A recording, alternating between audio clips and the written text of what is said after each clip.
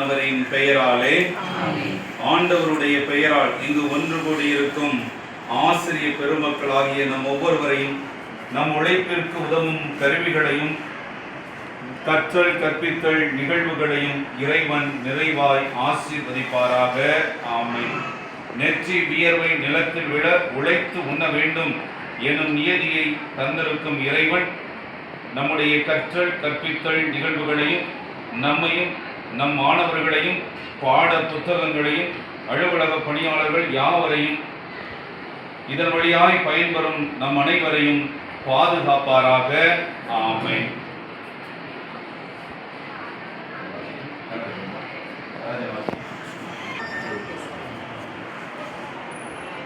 இன்று பாரத நாடெங்கும் மக்கள் ஆயுத பூஜை என்ற பெயரில் பெருவிழா எடுத்து படிப்படியாக தங்கள் வாழ்வில் முன்னேற்றம் காண தேவைப்படும் படைக்கலன்கள் கருவிகள் கல்வி அறிவுக்கும் ஏடுகள் அனைத்தையும் இறைவன் முன்படைத்து அவற்றை ஆசீர்வதிக்கும்படி இறைஞ்சுகின்றனர்.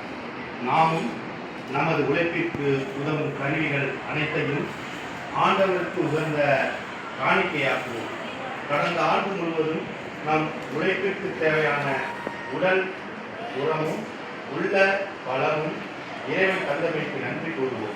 குறிப்பாக நம் ஒவ்வொருவரையும் தமது அன்பிலும் அமைதியிலும் வைத்து பாதுகாத்து உழைப்பிற்கு தகுந்த பலன் தந்தமைக்கு நம் இதயம் கனிந்த நன்றியை சமர்ப்பிப்போம்.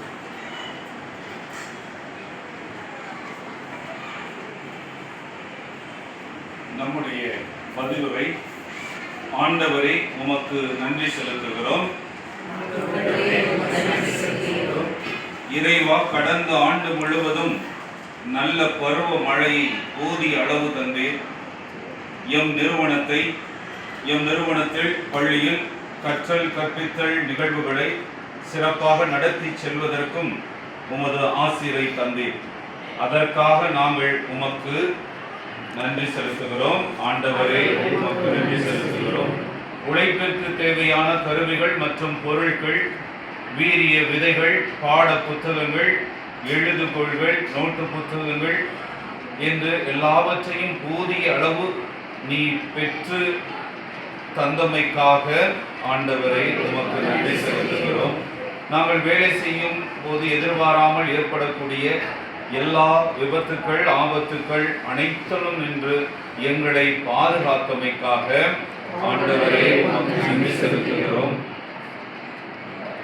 உழைப்பிற்கு தகுந்த ஊதியம் தந்து எங்கள் வாழ்வு மென்மேலும் உயர்வு பெற வழிகாட்டி வருகின்றமைக்காக ஆண்டவரை உமக்கு நன்றி செலுத்துகிறோம். தொழிலாளர், பணியாட்கள், ஆசிரியர் பெருமக்கள் அனைவருடைய குடும்பங்களையும் ஆசீர்வதித்து அவர்களின் தேவைகளை நீ நிறைவு செய்தமைக்காக ஆண்டவரே உமக்கு நன்றி செலுத்துகிறோம்.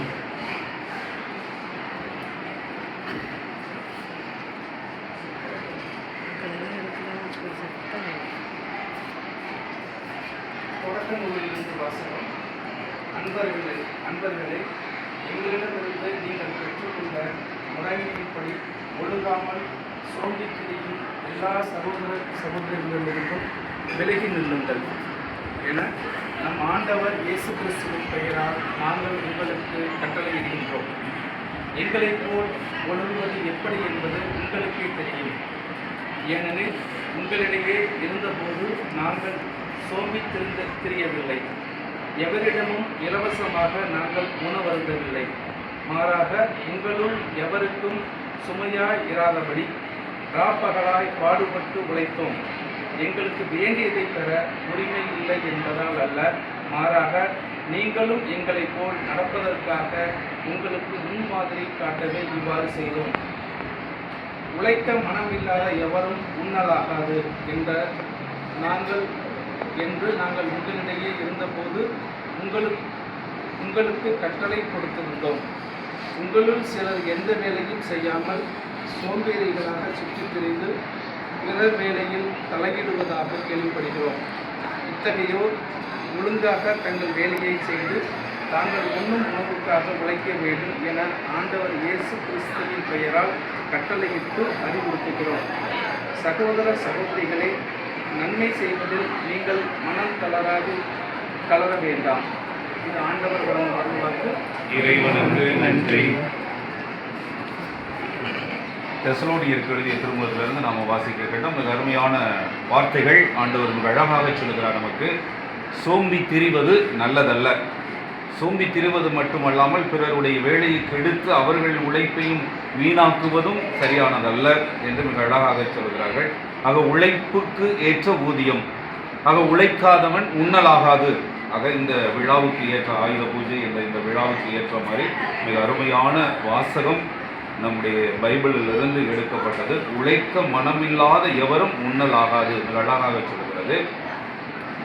தொடர்ந்து சொல்லுகிறது, நன்மை செய்வதில் நீங்கள் மனம் தளர வேண்டாம். எனக்கு பிடித்ததே அதான், நன்மை செய்வதில் மனம் தளர வேண்டாம். எத்தனையோ பேர் நமக்கு தீமைகள் செய்யலாம், தீங்கு செய்யலாம், இல்லை நம் பெயரை கெடுக்கலாம், எல்லாம் இருக்கலாம். ஆனால் அவர்களுக்கும் நன்மை. இதைத்தான் திருவள்ளுவர் கூட மிக அழகாக சொல்லுவார். இன்னா செய்தாரை ஒருத்தல் அவர் நான நன்னயம் செய்து விடல் அப்படின்னு. இதே பவுலடிகளார் இன்னொரு இடத்துலையும் மிக அழகாக சொல்லுவார். இப்போ ரோமியருக்கு எழுதிய புத்தகம் 12ஆம் அதிகாரம், ரோமியருக்கு எழுதிய புத்தகம் 12ஆம் அதிகாரம் 9 கூட சொல்லிட்டு போவார். சகோதர அன்பு கொண்டு வாழுங்கள், உடன் பிறந்தவர் போல் உங்களை ஒருவர் அன்பு செய்யுங்கள் அப்படின்னு சொல்லிட்டே போவார். கடைசியாக சொல்வார் மிக அழகாக, நன்மை செய்யுங்கள், தீமை செய்யாதீர்கள், தீமையை நன்மையால் வெல்லுங்கள் அப்படின்னா. இதே அன்னைக்கு தெசலோனியருக்கு எழுதி நம்ம வாசிக்க கேட்டது, அது பைபிளில் இருக்கிறது. அதுக்கு தகுந்தாற் போல பவுலடியார் ரோமியருக்கு எழுதிய சொல்வார். ஆக இந்த நாளில் இந்த ஆயுத பூஜை இந்த ஆண்டு நாம் கொண்டாடுகிறோம். இன்னொரு நாள் அந்த 1ஆம் தேதியும் நாம் கொண்டாட இருக்கிறோம். அது பேருந்து ஓட்டுநர்கள் நடத்துனர்களை வச்சு அங்கே நடைபெறும். அந்த பள்ளி என்ற முறையில் இதை நாம் கொண்டாடுகிறோம். ஆக இந்த நாளில் நாம் இதுதான் செய்தியாக எடுத்துக்கொள்வோம். உழைக்க வேண்டும், உழைத்து உண்ண வேண்டும், சோம்பேறிகளாக தெரியக்கூடாது. அடுத்தவருடைய வேலையை கையிடுவதும் நல்லதல்ல. தீமை செய்யக்கூடாது, நன்மை செய்ய வேண்டும். தீமையை நன்மையால் வெல்ல வேண்டும். அதான் அழகாக நன்மை செய்வதில் மனம் தளராமல். அது நல்ல ஒரு வார்த்தையாக ஆண்டவர் சொல்வது வார்த்தையை எடுத்துக்கொண்டு இந்த விழாவில் சிறப்புல நாம் சொல்லிப்போம். இப்பொழுது நம்முடைய பதிலுரை, ஆண்டவரே எங்கள் உழைப்பையும் இக்கருவிகளையும் ஆசீர்வதியும் என்று சொல்லுங்க. ஆண்டவரே இக்கருவிகளை, எங்கள் உழைப்பையும் இக்கருவிகளையும்